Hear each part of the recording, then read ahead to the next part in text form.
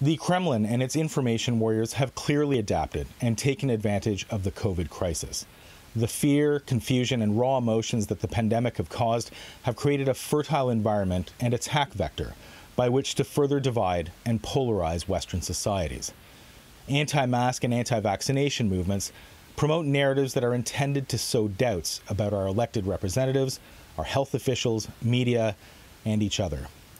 These groups and their messages are legitimized by Russian state media and amplified on social media by Kremlin-aligned accounts and actors. In some countries, radical Russian nationalists have been identified as leaders of anti-lockdown protests.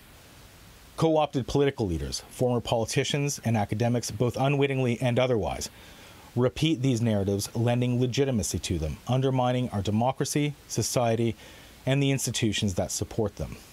These same tactics extend to issues of foreign policy and security. In Canada, over the past months, anti-NATO and anti-Ukrainian narratives have grown on far-left and pro-Kremlin platforms. Critics of the Kremlin are again being targeted with disinformation narratives, as are the Central and Eastern European communities. This includes threats and intimidation from pro-Putin nationalists, the aggressive glorification of Soviet colonialism, and the denial of Soviet occupation and historical human rights abuses. The objective is to marginalize these voices and erode Canadian support for the NATO EFP in Latvia and for Ukrainian sovereignty. If we seek to preserve our community of democracies and our defense alliances, Western leaders need to work together to impose a cost on foreign actors who engage in information warfare and influence operations in order to deter such behavior and build resilience against them. This includes robust support for the frontline civil society defenders of our information environments and democracy.